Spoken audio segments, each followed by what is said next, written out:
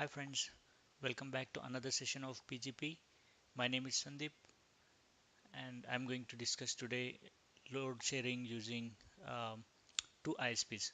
When you have, two routers and a single ISP, which means that it's a dual homed single ISP network, and we are going to see how the load balancing is going to happen on in this network.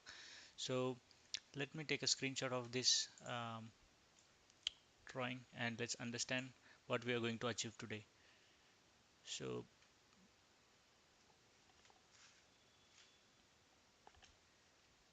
okay, so all right, we have got this router 1 in autonomous system 100 here. We have got two links.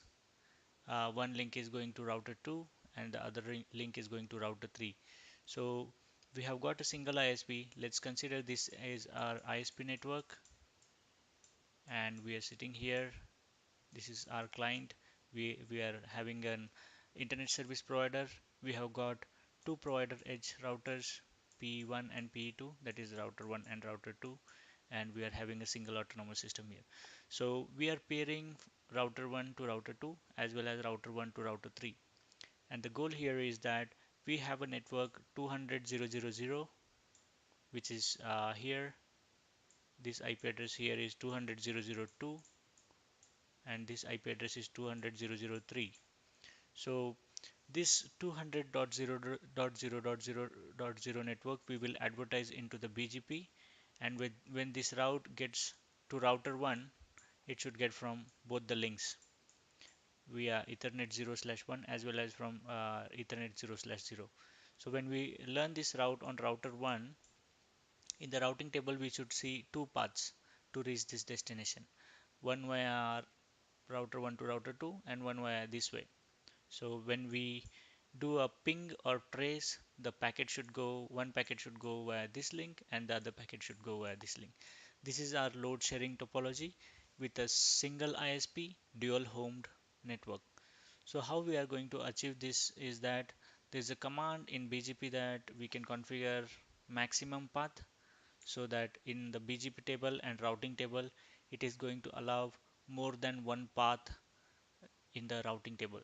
So let's jump on the configurations quickly and we will verify there how it is going to work. Okay, so we have got a GNS topology here. This is my topology and I have these three routers and I have configured the IP addresses to save our time, but I've not done any BGP configuration. So let's quickly verify what are the IP addresses. Show IP interface brief, exclude unassigned IP addresses. So I have Ethernet 0/0 having IP address 10.13.1, which is going to connect to router 3. 1.3 states that it's router 1 and router 3, the link between router 1 and router 3. 1.2 states that it's the link between router 1 and router 2. Okay, so let me ping the router 3 IP address just to make sure that we are good with this. Okay, and let me ping router 2 IP address 10.1.12.2. Okay, so we are good with this router BGP. Let me not spend much time. Let me configure router BGP 100. I'm going to form a neighborship with 10.1.13.3. Remote autonomous system is what? It's 200, and I will form a neighborship with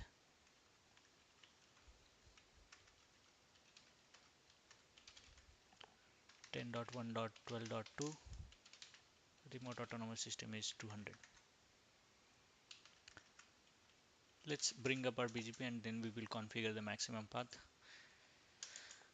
Okay, so I have show IP interface brief, exclude unassigned. Okay, I've got Ethernet 0/1, which is 10.1.12.2. Let me configure the BGP now. Router BGP 200, neighbor 10.1.12.1. One is the IP address of router 1. Remote autonomous system is 100. Now we are forming eBGP with router 1. I'll give a couple of minutes for BGP to come up. BGP is going to take 180 seconds. show IP BGP summary. It is showing active. I don't know what this IP address 1.1.1.1 is doing here. So let's verify that. There are some misconfigurations here. Okay, so let's remove the router BGP 200 and let's remove this 1.1.1.1 network. These are additional configurations. These are not going to harm, but let's not keep this here. Okay, anyhow, we could see that our BGP is up here 10.1.12.1. I'm forming a BGP neighborship with router 1. Similarly, I will configure BGP neighborship with router 1 from router 3. Okay, so router BGP 200 neighbor 10.1.13.1 is the router 1. Remote autonomous system is 100, and that's it. So let's show IPBGP summary. We will wait. So far what we have done is we have configured BGP neighborship between router 1 and router 2. Also the BGP neighborship between router 1 and router 3. So let's verify. Okay. So the BGP neighborship between router 3 and router 1 has come up. Okay. So far this looks good. So what we will do is we will advertise a network from router 3 and router 1. So we will advertise this network into the BGP 200.0.0.0 from here as well as here. Okay, so let's verify that we have this IP address configured somewhere on any of the interface. Okay, so we have this IP address configured on Ethernet 0/1, so that should be fine. Router BGP 200, and I will advertise this network 200.0.0.0 mask 255.255.255.0. And now we are advertising 200 network from router 3. So let's go ahead and verify whether the router 1 has received this route. Show IP BGP summary I will do. Okay, so this route is learned from both the networks 10.1.12.2 as well as 13.3. So this route is learned from both sides now when we have advertised it on router 3. So what we have done is here there is an interface with 200 network, and I have advertised this route into the BGP. So as this is the LAN segment, okay, so these all are interconnected. It is learning the route from this as well as from this side. So if you look at this, let's do show IP route.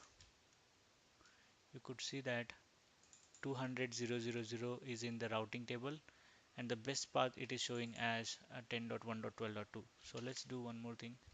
Show IP BGP 200.0.0.0. Okay, it is showing 2.2.2.2. That's the router 2's IP address. So just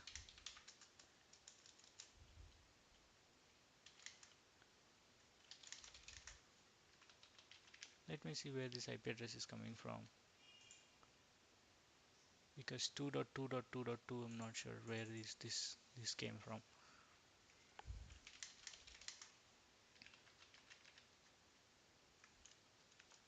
This has taken it as a router ID. Okay, that's fine. So in our BGP table we are seeing the route. There are two available paths and two best paths. One is via 10.1.13.3, this is router 3, and the other one is via 10.1.12.2, which is router number 2. So we have learned this network 200 from both the routers. Okay, so what we will do next is that when we do a trace route to one of the IP address, let's say 200.0.0.3, it is not reachable. How about 2? 200.0.0.2 is reachable, and we have noticed that it is going via single path. So we need to, let's do advertise 200 from router 2 as well.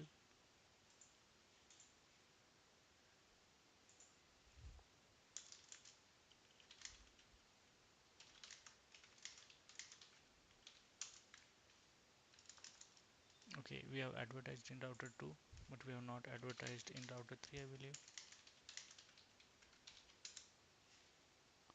It's advertised in both the routers, router 2 and router 3. Okay, and maximum path is already configured here on router 2. Let's configure maximum path here as well.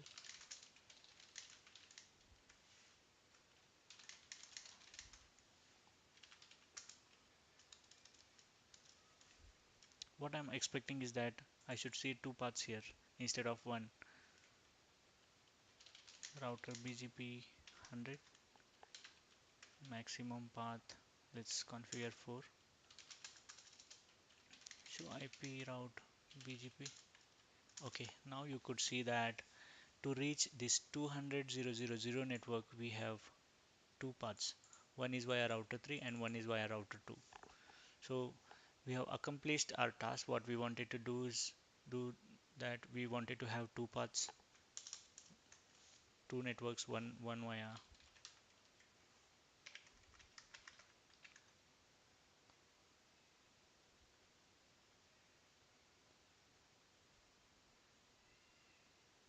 However, when I'm tracing to router 1, it's going via router 2 and then it's not reachable. So the best way to test this is using 200.0.0.0. One I should see from router 2 and the other one I should see from router 3.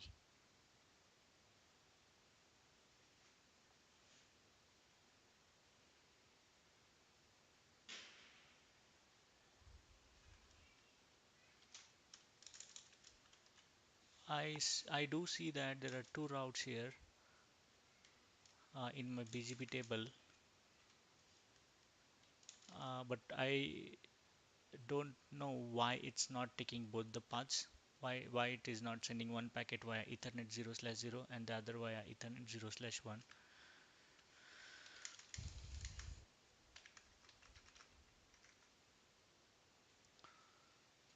When I execute show IP route, it shows that the best path is 200, I mean via router 2, 10.1.12.2. When I do it again, it's always preferring the path.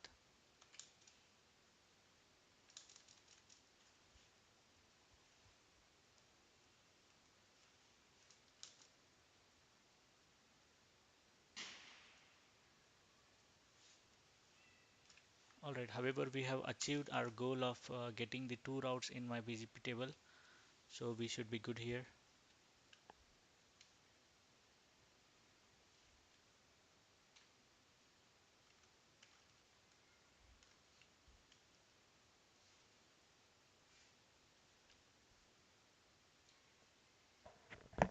Okay, so I was doing some troubleshooting by pausing this video, and I got to know that there is some problem with the interfaces here. I mean, the iOS bug here on these routers, on these simulators. Okay, so what we are going to see here is that, let me explain it here. When I had executed show IP BGP 200.0.0.0, I was seeing the two paths. Okay, now you could see that the interface 0/0, which is going to router 3, okay, it is showing as up, whereas the interface here Ethernet 0/0 is already shut it down.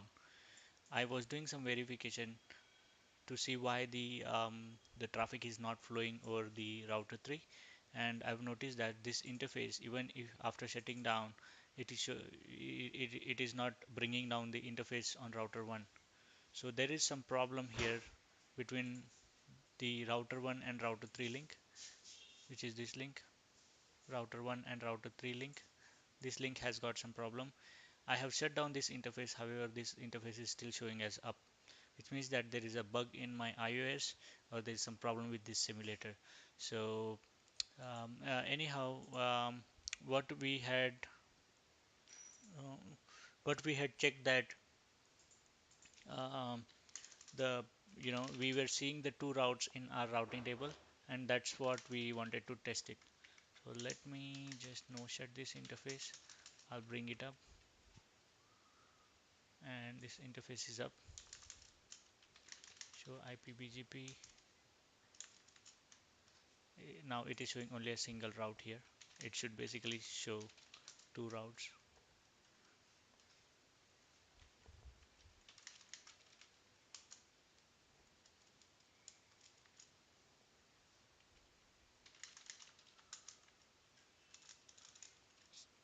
There are some problems here.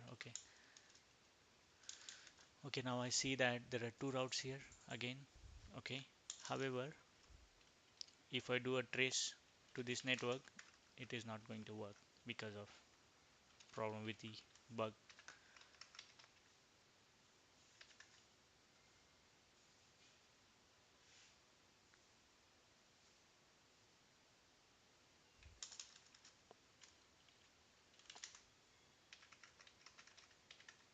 Okay, for the 200.0.0.2 it is working, but for the 3 it is not, and also it is not taking the two hops. Basically it should send one packet via first link and the second and the other packet via the other link.